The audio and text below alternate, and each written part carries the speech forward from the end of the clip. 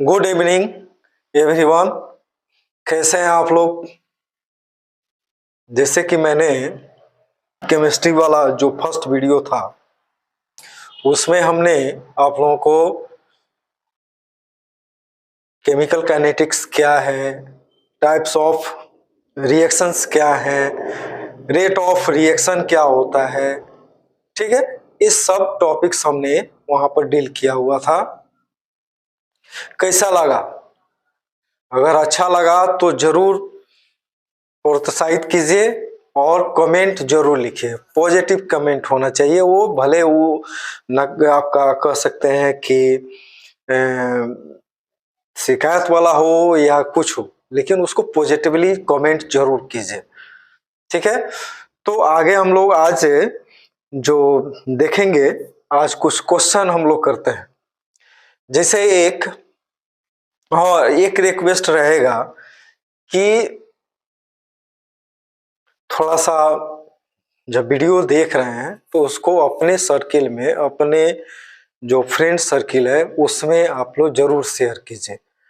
और धीरे धीरे जैसे जैसे क्लासेस बढ़ेंगे वैसे वैसे और बेहतर होते जाएगा और आपको भी अच्छा लगेगा, ठीक है। तो मेरा यही आपसे निवेदन रहेगा कि जो भी वीडियो आपको मिलता है उसको जरूर फॉलो कीजिए, शेयर कीजिए अपने ग्रुप में और सब्सक्राइब बढ़ाने का प्रयास कीजिए लोग, ठीक है। तो आगे हम लोग जो भी हम लोग पढ़े हैं अभी तक उस आधार पर हम लोग कुछ क्वेश्चन का प्रैक्टिस हम लोग करेंगे यहाँ पर, ठीक है। तो यहाँ पर जैसे एक क्वेश्चन है कि इन ए रिएक्शन 2A से प्रोडक्ट कोई बनता है, okay, the concentration of A decreases from 0.5 मोल पर लीटर टू 0.4 मोल हो जाएगा, सॉरी यहाँ पर मोल पर litre, okay, in 10 minutes. Calculate the rate during this time interval. यानी अभिक्रिया जो है 2A से प्रतिफल, यानी रिएक्टेंट आपका A है और वो क्या चीज में कन्वर्ट हो रहा है, प्रतिफल में, जिसमें A की जो सांद्रता है, A का जो कंसंट्रेशन है वो 0.5 मोल पर लीटर से 0.4 मोल आपका पर लीटर 10 मिनट में क्या हो रहा है, डिक्रीज कर रहा है, घट रहा है। तो इस समय अंतराल में दर की गणना करें। तो आपको कुछ दिमाग में आ रहा होगा कि यह क्वेश्चन कौन से टॉपिक से है। तो आप लोगों को मालूम होना चाहिए कि एवरेज रेट से हम लोग यहाँ पर निकाल सकते हैं इसको। तो यहाँ पर क्या दिया हुआ है, एवरेज रेट, इंस्टेंटेनियस रेट आप लोगों को मालूम होगा। तो यहाँ पर देखें हम लोग कि यहाँ पर चेंज इन जो कंसंट्रेशन है वो आपका क्या है, यानी फाइनल कॉन्सेंट्रेशन माइनस क्या, इनिशियल कॉन्सेंट्रेशन बाई क्या, टाइम। तो फाइनल कॉन्सेंट्रेशन यानी अंतिम जो सांद्रता है वो क्या है, 0.4 मोल है, बच रहा है जो कि, और जो इनिशियल कॉन्सेंट्रेशन है वो क्या है, 0.5 मोल पर लीटर आपका है यहाँ पर, ठीक है।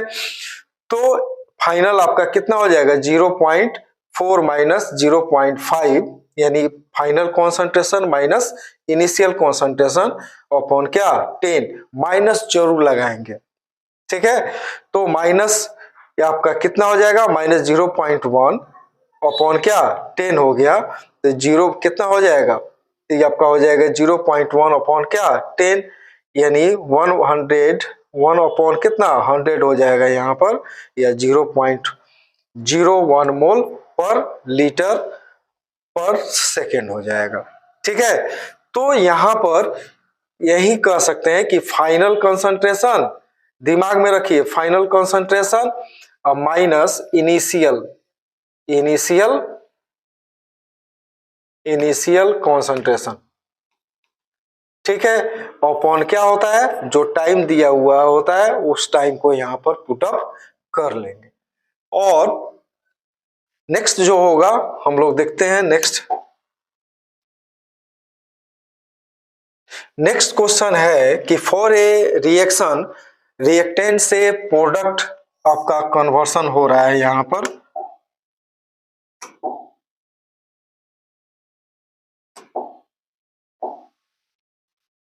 रिएक्टेंट टू प्रोडक्ट आपका कन्वर्सन हो रहा है, जिसमें concentration of reactant change from 0.03 m to 0.02 m in कितना में 25 मिनट्स में।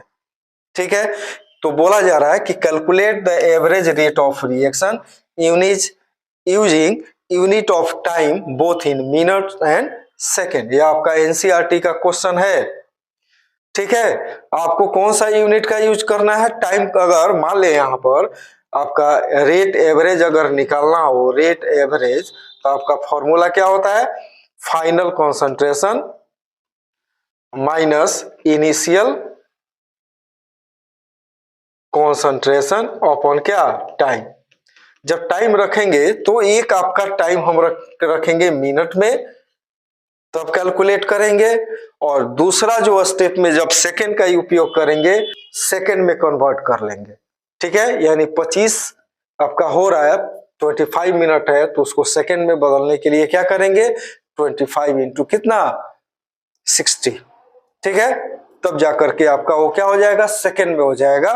तो वैल्यू जब रखिएगा तो ये आपका क्या हो जाएगा, फाइनल कितना है, माइनस 0.02 माइनस कितना 0.03 अपॉन कितना मिनट दिया है, तो सीधे 25 मिनट हम लोग रखेंगे।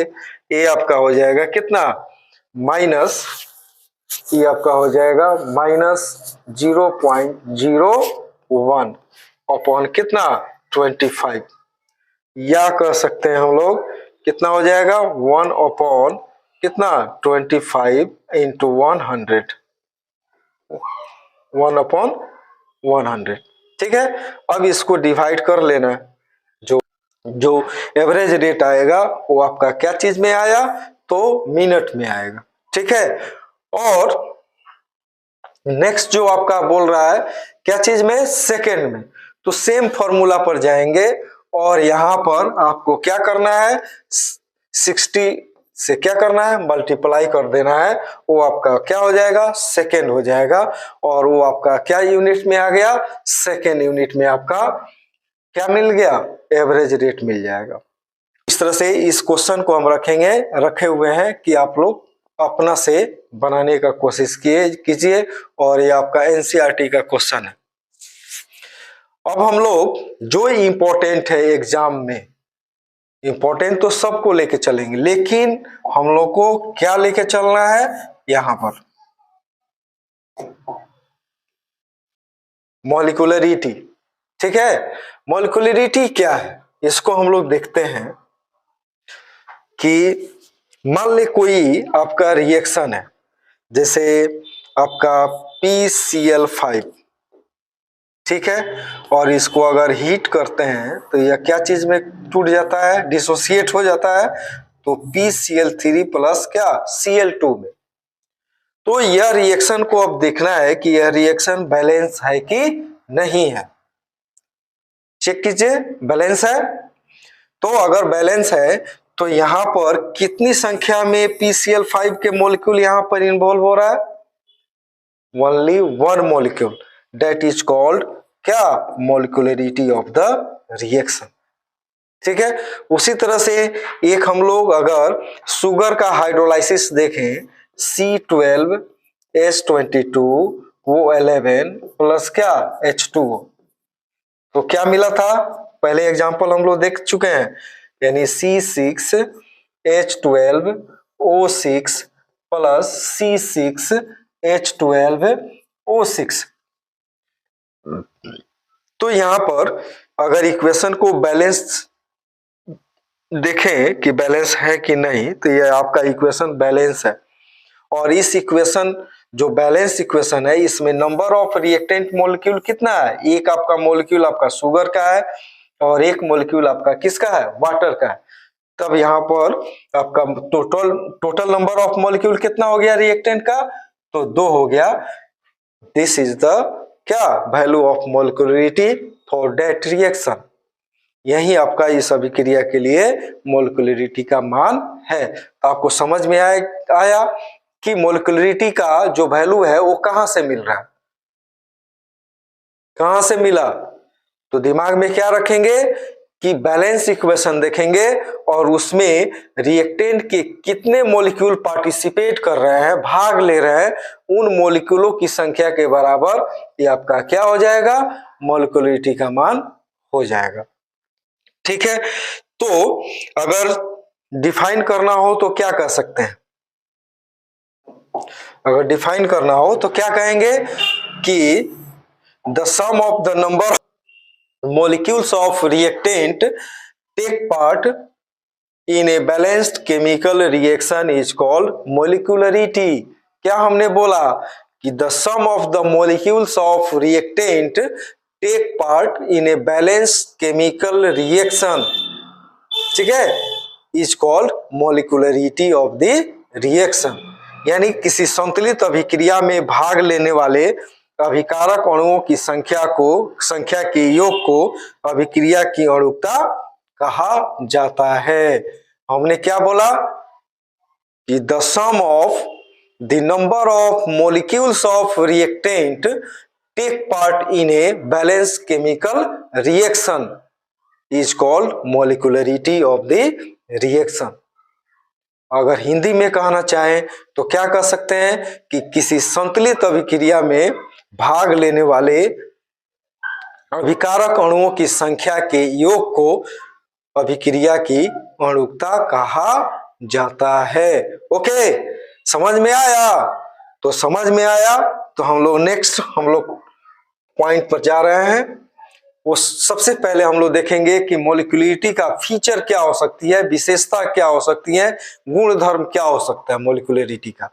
सबसे पहला पॉइंट आपको याद रखना है, it is a theoretical value. हमने क्या बोला कि it is a theoretical value. यह क्या होता है, एक सैद्धांतिक मान होता है। क्या है, तो एक सैद्धांतिक मान है। It's value do not affected by pressure and temperature. इसका मान जो है वो आपका मतलब इसका मान ताप एवं दाब से प्रभावित नहीं होता है।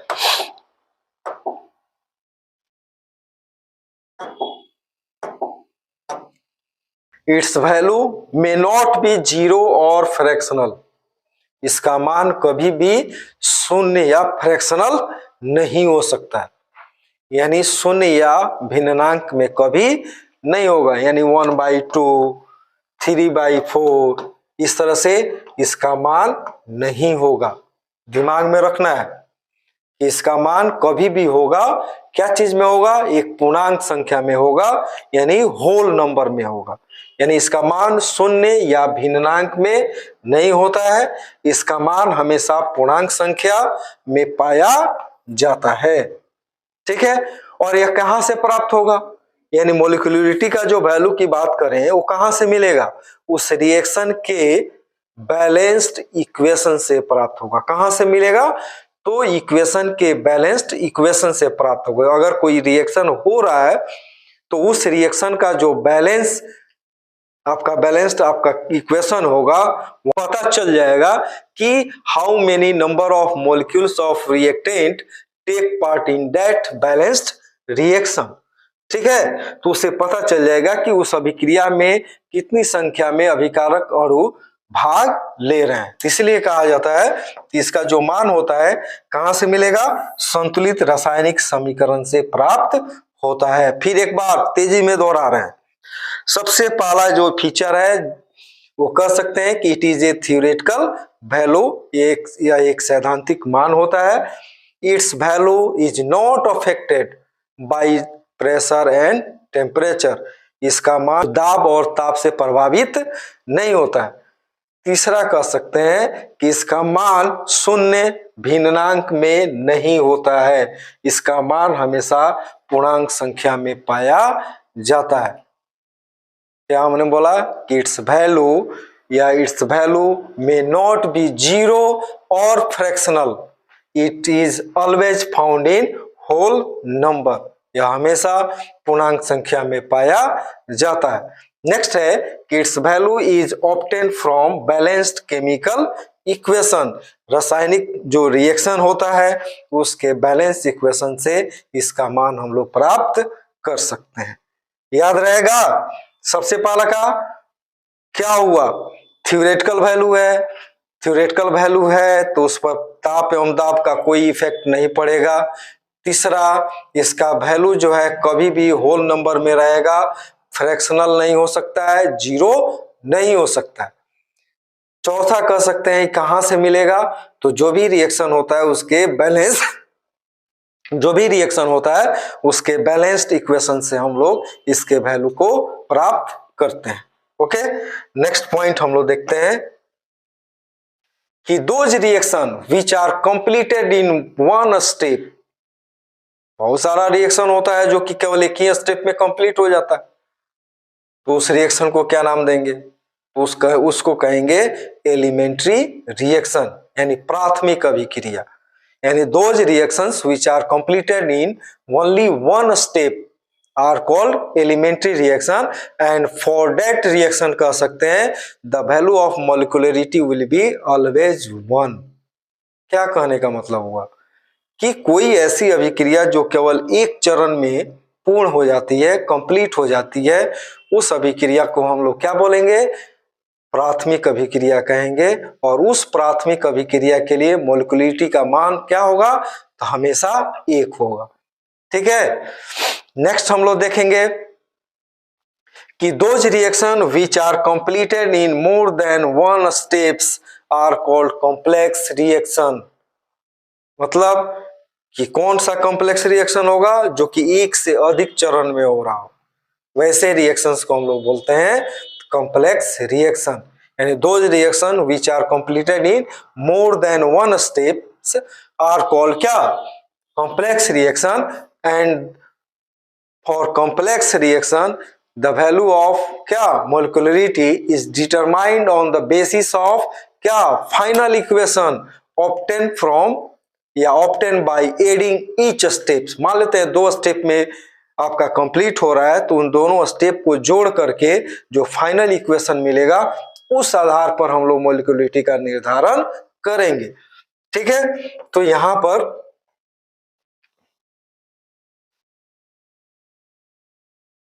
देखिए,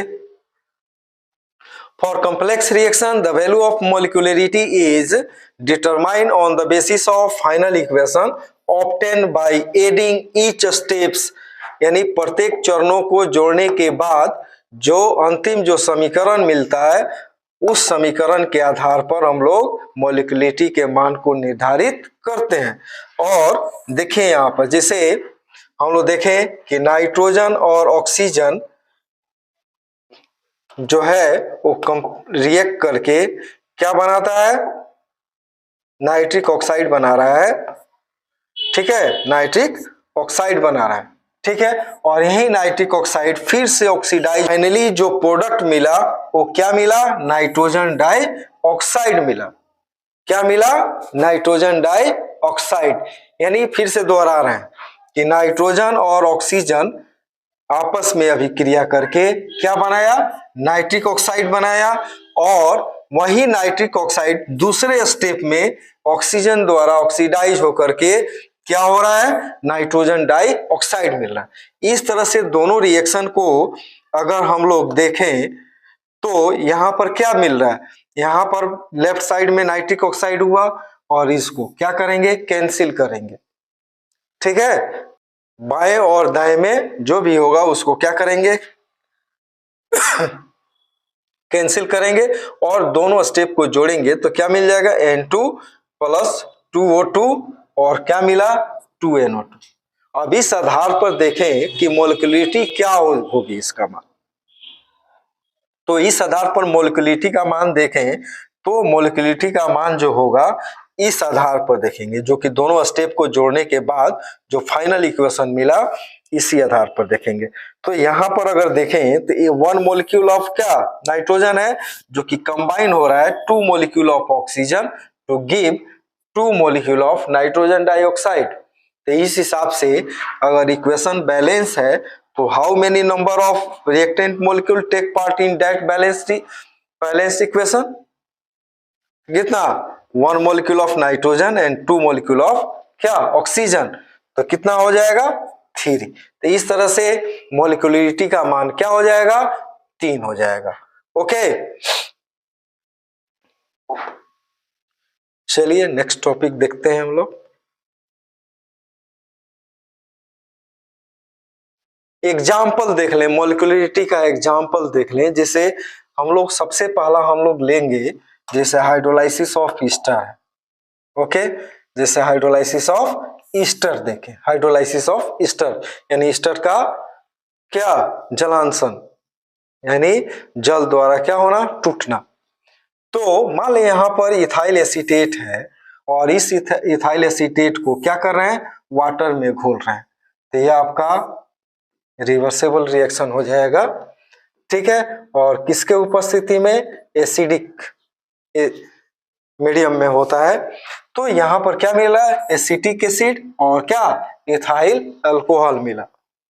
तो यह आपका अगर इक्वेशन अगर बैलेंस है तो कितनी संख्या में रिएक्टेंट मॉलिक्यूल हो गया? एक मॉलिक्यूल आपका ईस्टर का और एक मॉलिक्यूल आपका किसका? वाटर का। और दोनों मिलकर के क्या दिया? तो आपको दिया क्या? तो मॉलिक्यूलरिटी का मान कितना? 1। अब दूसरा एग्जांपल क्या है? हाइड्रोलाइसिस ऑफ शुगर, ठीक है। चीनी का जलांशन देखें तो ये क्या हो जाएगा? C12H22O11 प्लस H2O क्या मिला? C6H12O6 C6H12O6 मतलब एक ग्लूकोज दूसरा क्या? फ्रुक्टोज मिला।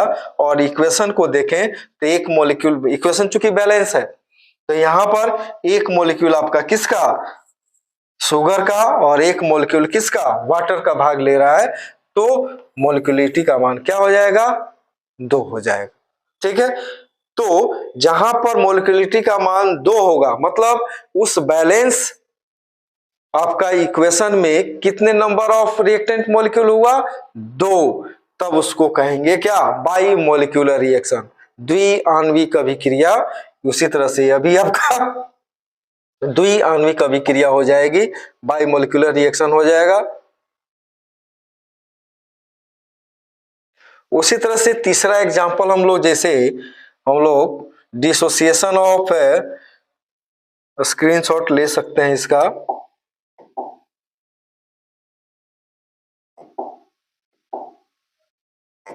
जैसे हम लोग दे सकते हैं यहाँ पर सी में, अरे क्या हो गया?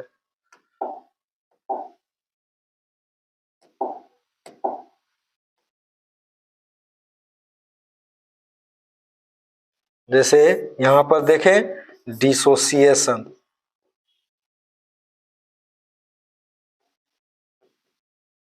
डिसोसिएशन ऑफ PCl5, PCl5 का अपघटन, ठीक है। तो हिंदी में बोल सकते हैं PCl5 का अपघटन, ठीक है। तो PCl5 को अगर हीट करें हम लोग तो आपको ये आपका हो जाता है क्या? PCl3 प्लस क्या? Cl2, PCl3 plus Cl2। मतलब इस इक्वेशन में हम लोग देखें तो केवल एक मॉलिक्यूल आपका PCl5 का भाग ले रहा है, इसीलिए इसका मॉलिक्यूलरिटी का मान क्या हो जाएगा? 1 हो जाएगा। कितना हो जाएगा? तो 1 हो जाएगा। और इसको हम लोग बोलते हैं क्या? यूनी मॉलिक्यूलर रिएक्शन, एक आणविक अभिक्रिया, ठीक है। इसको हिंदी में क्या बोलेंगे? एक आणविक,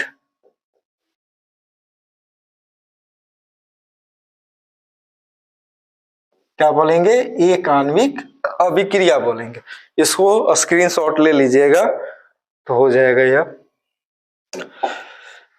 नेक्स्ट हम लोग देखते हैं ऑर्डर ऑफ रिएक्शन। इस साल दिमाग में रखना है, मॉलिक्यूलरिटी हो या ऑर्डर ऑफ रिएक्शन हो, यहां से चांसेस अधिक हैं। तो ये दोनों टॉपिक को अलग अलग भी पूछा जा सकता है या दोनों के बीच डिफरेंसेस के रूप में पूछा जा सकता है कि ऑर्डर ऑफ रिएक्शन और मॉलिक्यूलरिटी में क्या अंतर है, या सीधे ऑर्डर ऑफ रिएक्शन को परिभाषित कीजिए, एक्सप्लेन कीजिए, डिफाइन कीजिए, या मॉलिक्यूलरिटी को डिफाइन कीजिए। ऐसे क्वेश्चन पूछे जा सकते हैं। ऑब्जेक्टिव में कैसे क्वेश्चन पूछे जाएंगे आगे हम लोग देखेंगे।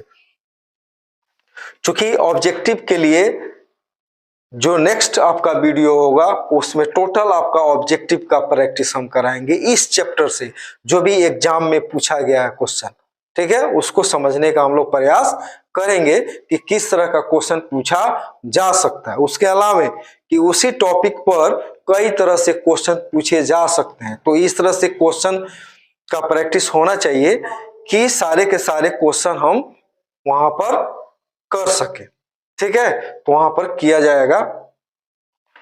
अब यहां पर देखना है कि ऑर्डर ऑफ रिएक्शन को सबसे पहले समझिए कि क्या होता है।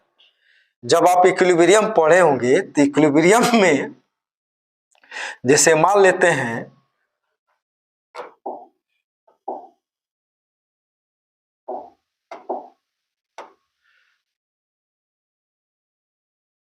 जैसे मान लें कि कोई रिएक्शन आपका A प्लस बी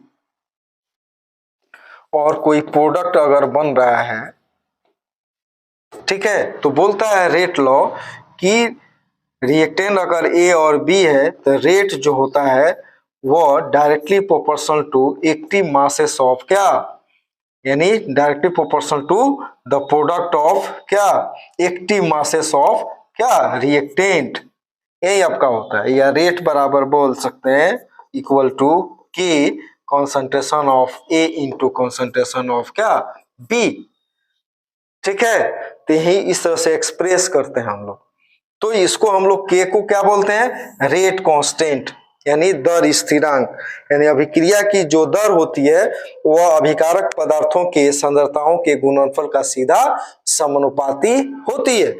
तो इस हिसाब से हम लोग के लगा लिए यहाँ पर अनुपातिक के आपका स्थिरांक के रूप में। तो यहाँ पर क्या हो जाएगा, के क्या कहलाएगा, रेट कांस्टेंट, दर स्थिरांक, ठीक है।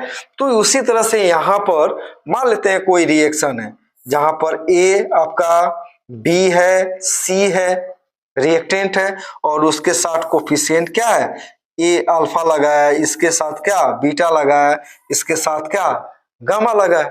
तो रेट को कैसे एक्सप्रेस करेंगे, तो रेट बराबर क्या हो जाएगा, के तो हमने लिखा, कॉन्सेंट्रेशन ऑफ ए भी लिखा, कॉन्सेंट्रेशन ऑफ बी भी लिखा, कॉन्सेंट्रेशन ऑफ सी भी लिखा, प्लस नहीं होगा यहां पर, यह प्लस नहीं होगा, क्या होता है मल्टीप्लाई होता है, इसको सुधार लेंगे, वो क्या हो जाएगा कि कंसंट्रेशन ऑफ ए का पावर क्या अल्फा, कंसंट्रेशन ऑफ बी का पावर क्या बीटा, और कंसंट्रेशन ऑफ सी का पावर क्या गामा।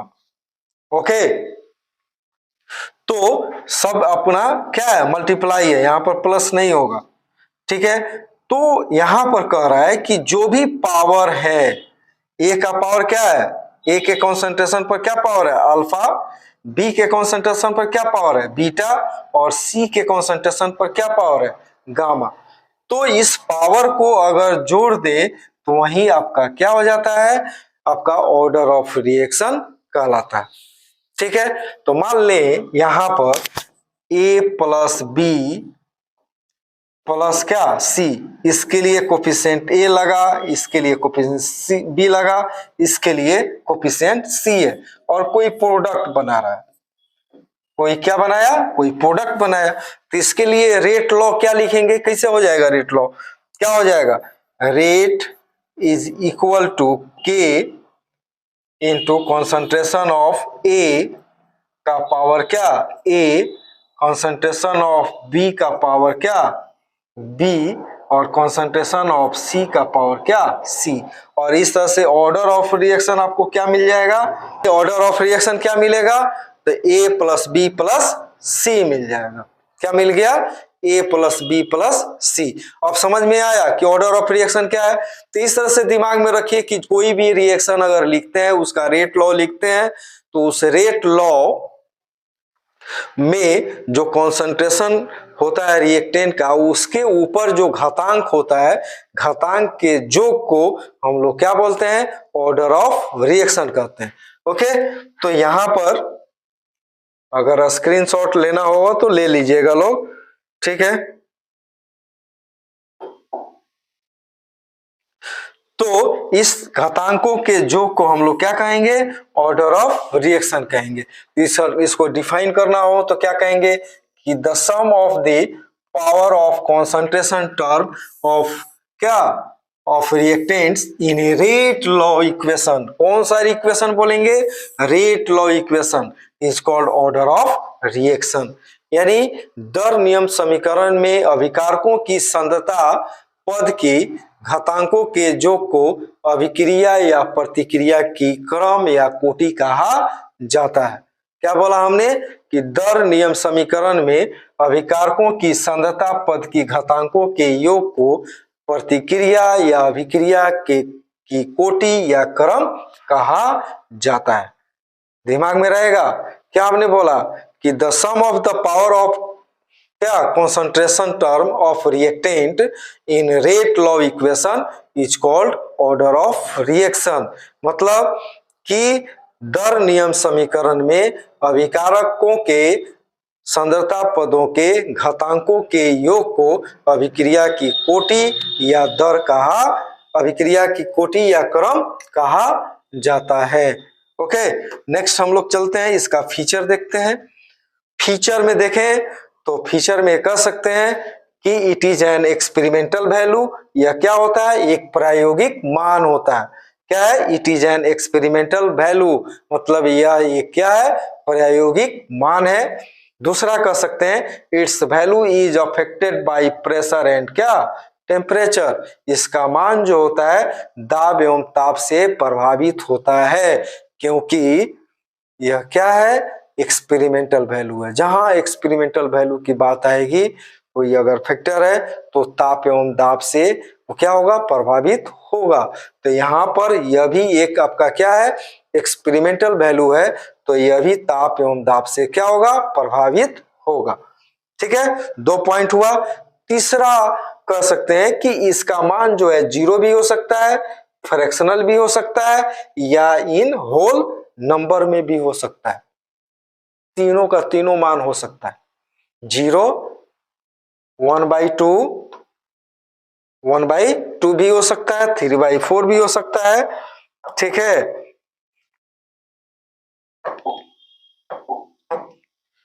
फिर भाई 4 भी हो सकता है, या आपका 0 भी हो सकता है। 0 भी हो सकता है, 3/4, 1/2, या कह सकते हैं 1, 2, 3।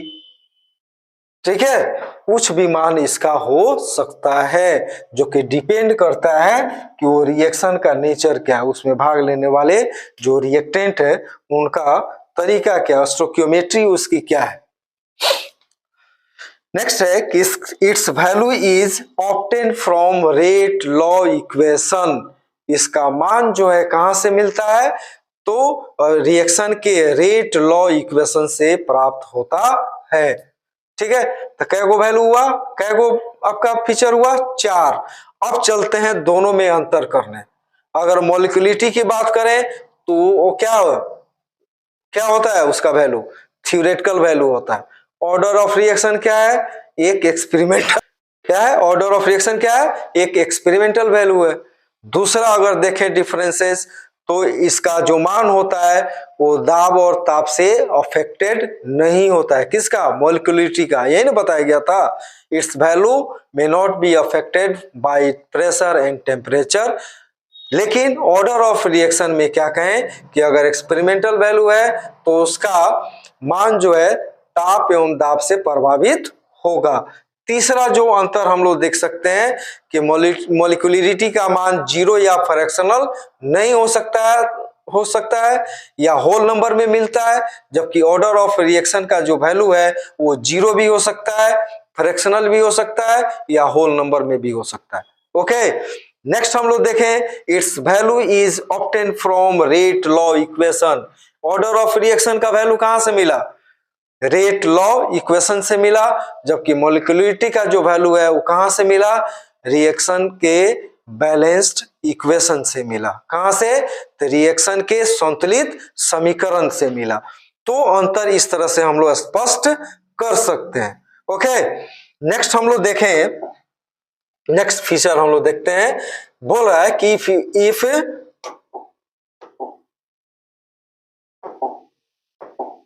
if one of the reactant is in excess amount, then order of reaction for that reactant will be क्या, जीरो। वो क्या हो जाएगा, तो जीरो हो जाएगा। उस रिएक्शन का जो ऑर्डर ऑफ रिएक्शन है वो क्या हो जाएगा, जीरो हो जाएगा। कब, कोई रिएक्टेंट अगर एक्सेस अमाउंट में है तब उसके लिए ऑर्डर ऑफ रिएक्शन क्या होगा, जीरो होगा। उसी तरह से दूसरा है कि if one of the reactant is water, मान लो तो दो रिएक्टेंट है, उसमें से एक रिएक्टेंट क्या है, वाटर है, then order of reaction for that, उसके लिए आपका ऑर्डर ऑफ रिएक्शन क्या हो जाएगा, जीरो हो जाएगा।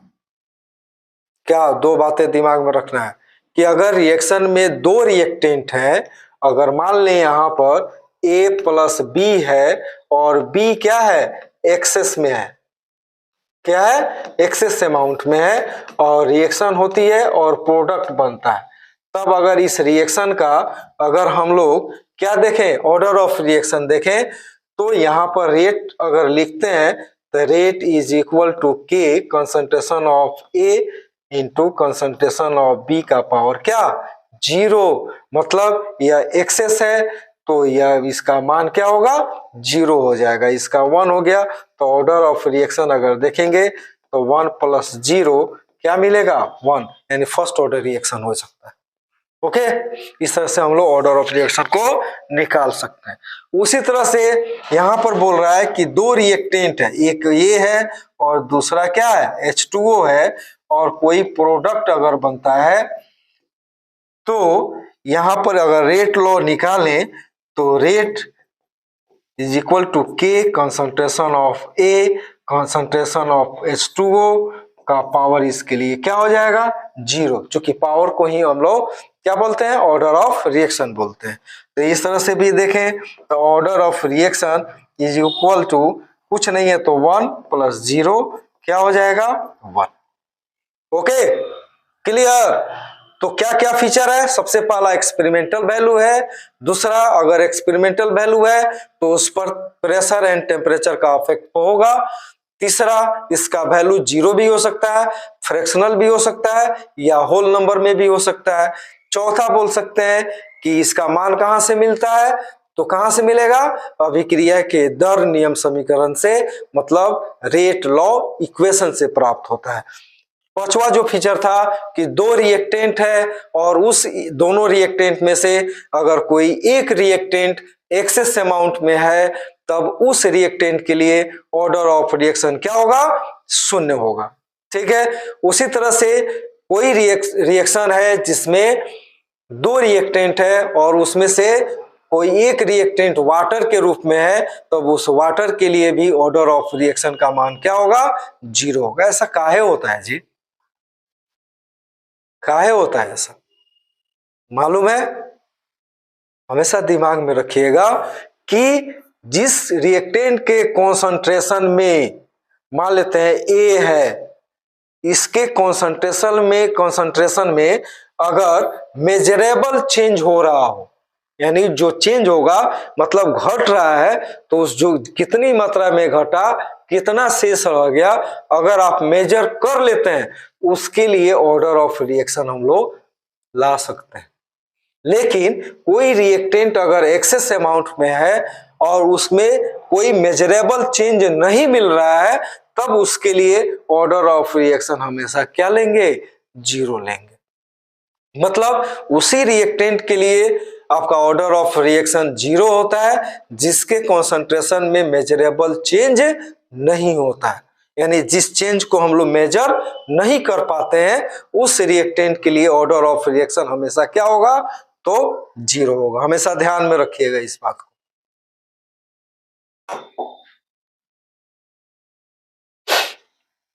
देखिए एक क्वेश्चन है कि फॉर ए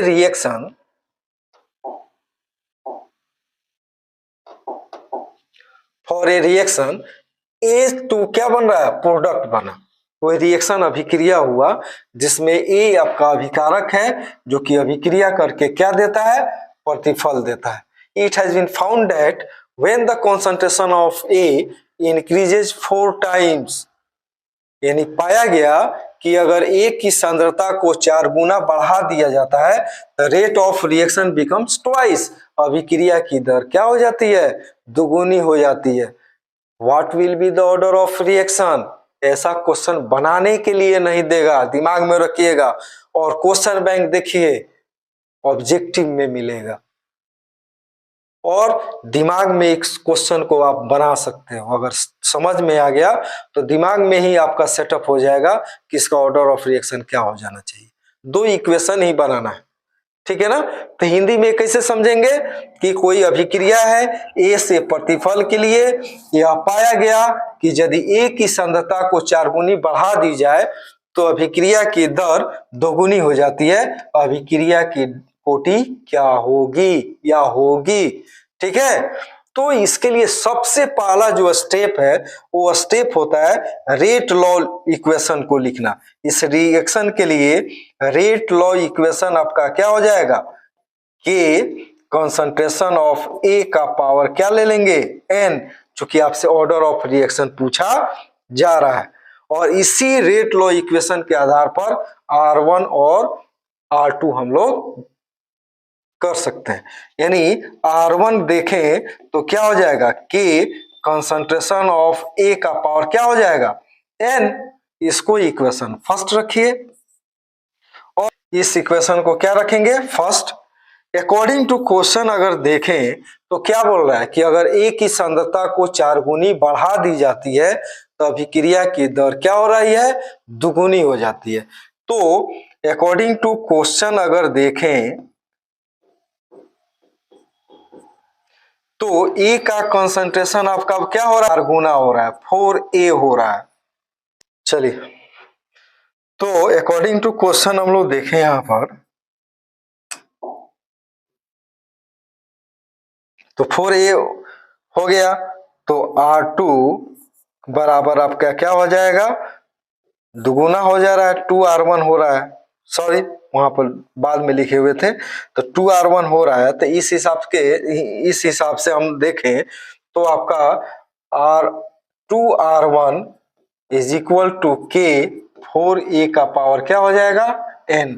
इक्वेशन क्या हो गया, सेकेंड हो गया, ठीक है। अब कर सकते हैं कि from equation first and second से तो क्या मिल जाएगा आपका, R1 अपॉन क्या 2R1 is equal to K concentration of ए का पावर n अपॉन क्या हो जाएगा, के 4A का पावर क्या हो जाएगा, n, ठीक है। तो क्या मिलने जा रहा है आपको, 1/2 इज इक्वल टू आपका क्या हो जाएगा 1/4 का पावर क्या, n। कितना मान होना चाहिए, कितना मान होना चाहिए इसका n का कि 1/2 के बराबर हो जाए, याद रखिएगा क्या हो जाएगा, n का मान क्या हो जाएगा 1/2 हो जाएगा। इस तरह से क्वेश्चन को हम लोग कर सकते हैं। एक टाइप हो गया इस आधार पर। दूसरा टाइप हम लोग देख सकते हैं यहाँ पर जैसे दिया हुआ है कि फॉर ए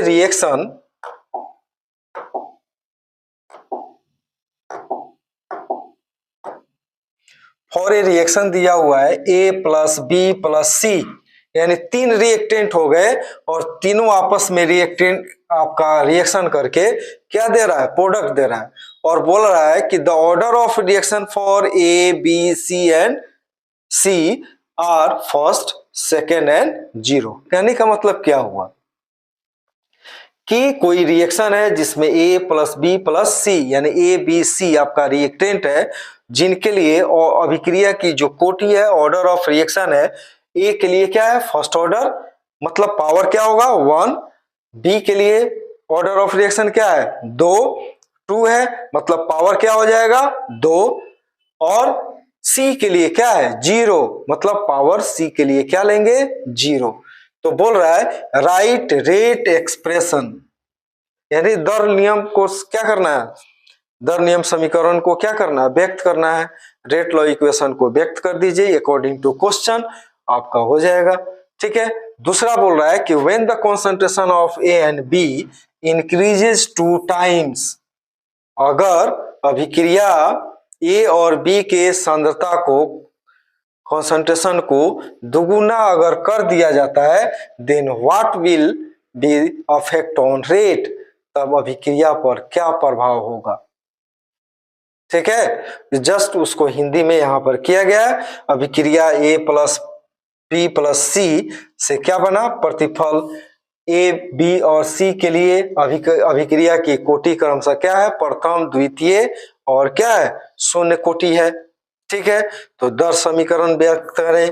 और दूसरा है क्या कि जब ए और बी की सांद्रता को दोगुनी कर दी जाए तो अभिक्रिया की दर पर क्या प्रभाव, जब ए और बी की सांद्रता को दोगुनी कर दी जाए तो अभिक्रिया की दर पर क्या प्रभाव पड़ेगा। ठीक है, समझ में आया क्वेश्चन। तो सबसे पहला हमारा प्राथमिकता यहाँ पर ऑर्डर ऑफ रिएक्शन दे दिया है। अब आपको पूछा जा रहा है कि कैसे रेट अफेक्टेड होगा।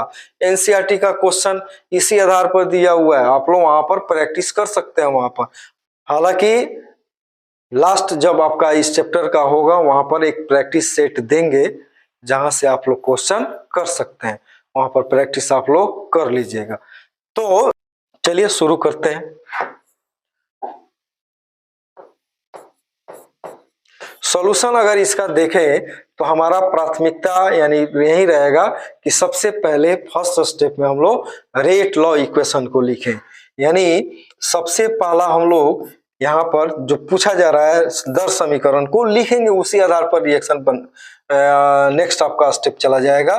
तो पहला आपका क्या है दर समीकरण, आपका क्या हो जाएगा, rate is equal to K concentration of A concentration of B into concentration of क्या सी। ठीक है, ए बी और सी, और ए के लिए ऑर्डर ऑफ रिएक्शन क्या है 1 है, बी के लिए क्या है 2 है और सी के लिए क्या है 0 है। हो गया। दूसरा अगर देखें हम लोग तो आपका R1 मान सकते हैं इस आधार पर के कंसंट्रेशन ऑफ ए का पावर 1, कंसंट्रेशन ऑफ बी का पावर 2 और कंसंट्रेशन ऑफ सी का पावर क्या 0। इक्वेशन फर्स्ट कर सकते हैं। ठीक है, और अकॉर्डिंग टू क्वेश्चन देखें हम लोग, अकॉर्डिंग टू क्वेश्चन आपका चूंकि क्या हो रहा है, आपका कंसंट्रेशन ऑफ ए जो है, कंसंट्रेशन ऑफ ए बराबर क्या हो रहा है 2a हो रहा है, और कंसंट्रेशन ऑफ बी जो हो रहा है वो क्या हो रहा है 2b हो रहा है। ओके, यानी according to question concentration of A is equal to क्या 2a हो रहा है यहां पर।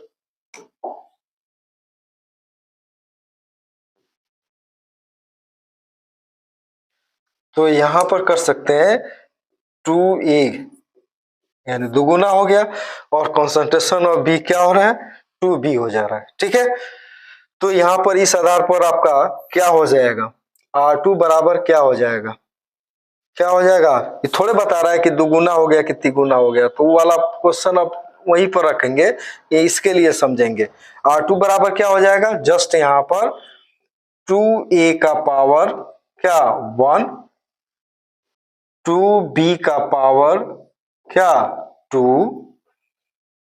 और c का पावर क्या 0। इक्वेशन आपका क्या हो गया सेकेंड। और कर सकते हैं कि from equation first and second से, ठीक है, आपका क्या हो जाएगा R1 by R2, R1 by R2,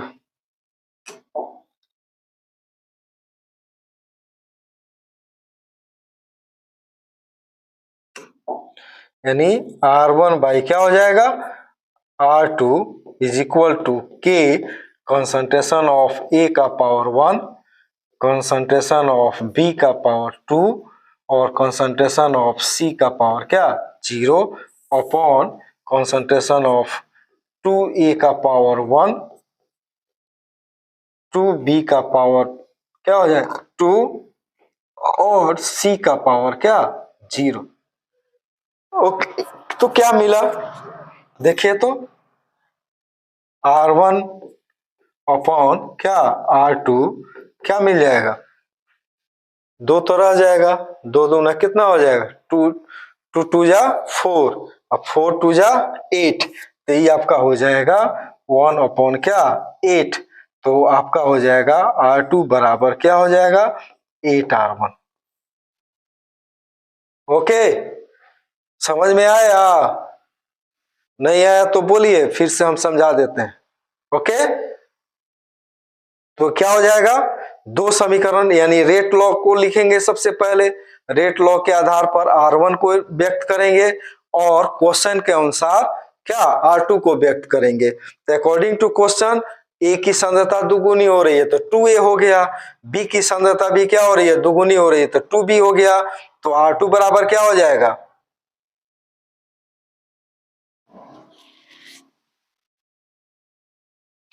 R2 बराबर क्या हो गया, R2 बराबर K 2A का पावर 1, 2B का पावर 2 और C का पावर क्या 0। तो from equation first and second से आपका हो जाएगा K कंसंट्रेशन ऑफ A का पावर 1, कंसंट्रेशन ऑफ B का पावर 2 और कंसंट्रेशन ऑफ C का पावर 0 अपॉन K 2A का पावर 1 और 2B का पावर 2 और C का पावर क्या 0। तो इस हिसाब से अगर सॉल्व करते हैं रिजोल्व करते हैं तो R1 बाई R2 आपका क्या मिलेगा 1 अपॉन 8 या R2 बराबर हो जाएगा क्या 8R1, मतलब प्रारंभिक अभिक्रिया से क्या हो जाएगा 8 गुना हो जाएगा। अगर A और B की सांद्रता को हम लोग क्या करें केवल दुगुना कर दें तो रेट ऑफ रिएक्शन क्या हो जाएगा दुगुना हो जाएगा। ठीक है, यह सेकेंड टाइप क्वेश्चन हो गया।